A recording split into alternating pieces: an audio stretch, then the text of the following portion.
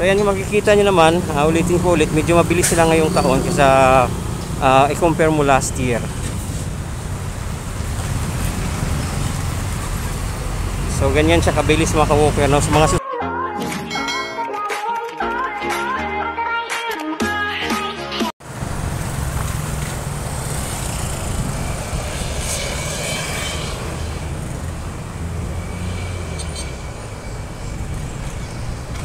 magandang araw mga ka-walker, welcome po ulit dito sa aking munting channel.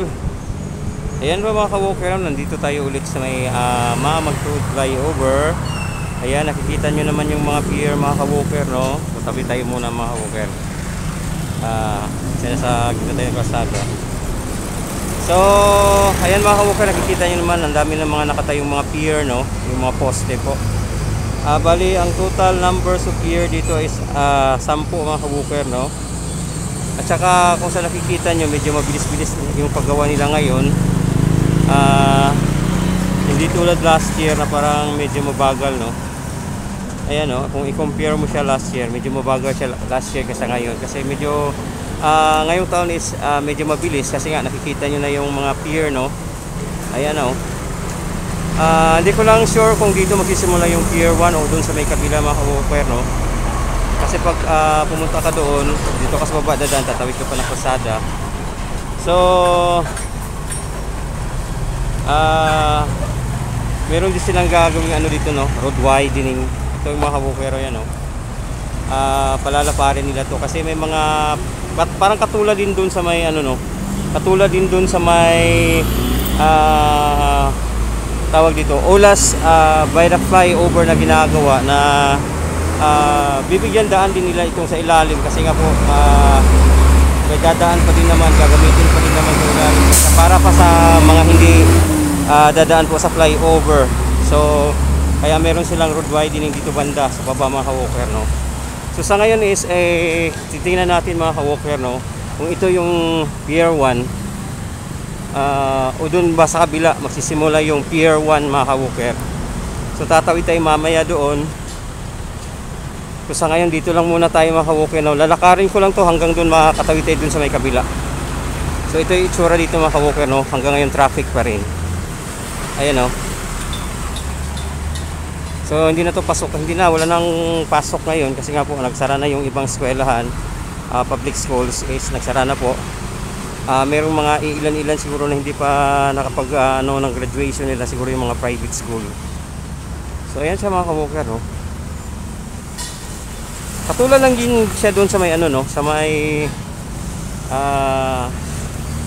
tawag dito doon sa may by the flyovers, may Ulas. Halos magkasabay lang silang dalawa.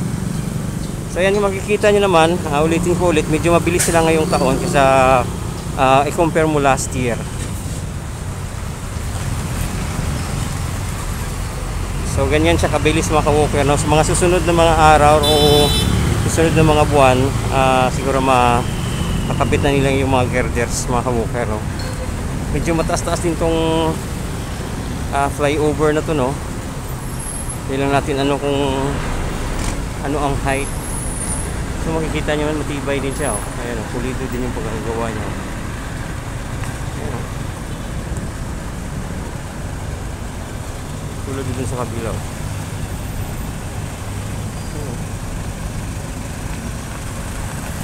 So doon tayo galing kanina. Ayan.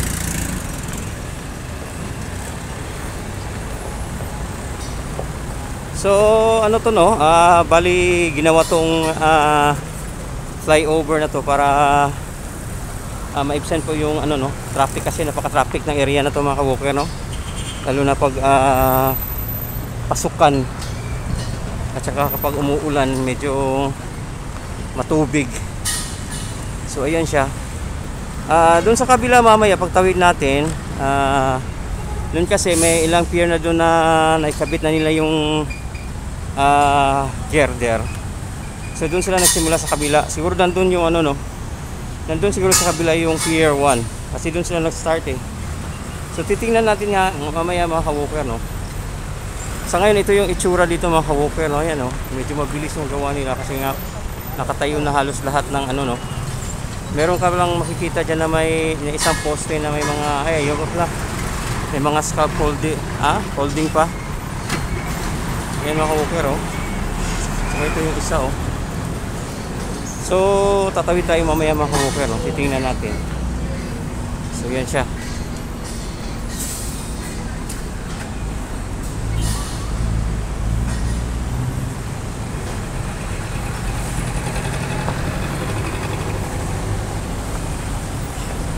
Kita nyo naman yung daloy ng mga sasakyan. Kahit hindi pasukan yan, medyo masikip-sikip pa din yung kalsada.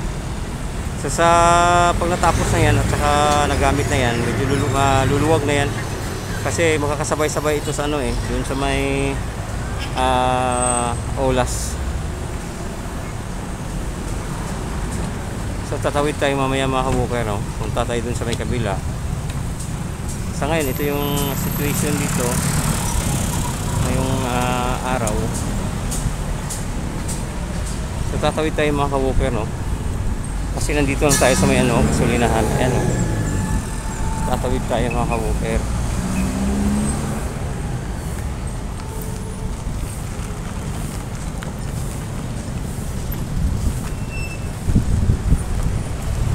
Hindi na tayo gagamit siguro ng no? Dito tayo kasi baka mahuli tayo mga ka-walker. May nahuhuli dito kasi. Pwede tayong tumawid. Medyo bilis-bilisan lang. So ayan na mga ka-walker, nakatawid na tayo. So ayun. Yung kalsada na pakyat dun sa may may kabila, pagtawid mo is yun na yung papuntang Magtuod. Yan, bali parang bypass road na rin siya, no, na lusot na din yan ng Hanggalan. Ito Hanggalan naman ng Biao Carmen, Biao Eskwela at saka Pakalina na po. So ayan mga ka-walker, oh. Ayan, ito yung itsura dito ngayon. So lalapitan natin dun yung sa may unahan kasi naikabit na nga yung ibang girder doon. So titingnan natin. Dati maraming nagtitinda dito pero ngayon nilinis na, oh. Kasi sa simbahan na to dito So dito lang tayo sa gilid kasi ang daming mga malalaking sasakyan na dumadaan. So ayan mga ka-walker, oh. So ayan, oh. Halos patapos na yung paggawa nila ng mga pier. So at saka naikabit na din yung mga paunang girder. So titingnan natin mga ka-walker, oh.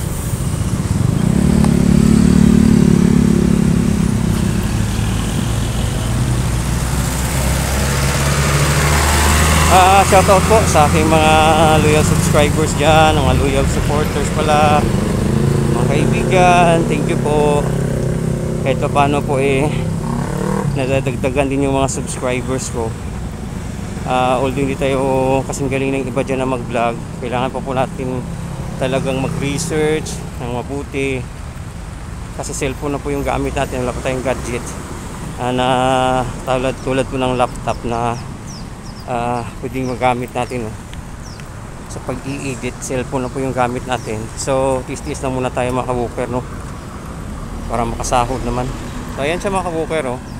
Meron ng 3 pier dito na may nakakabit ng may nakakabit na ng mga girders. 8 girders din yung nailagay na nila. So ayun siya, oh. Ito yung itsura niya mga ka-walker, oh. Ayan.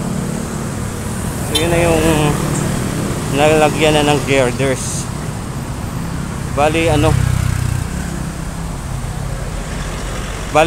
siya mga ka-walker, no? Bali 16 girders na yung naikabit nila dito sa may flyover dito ko sa may Magtuod.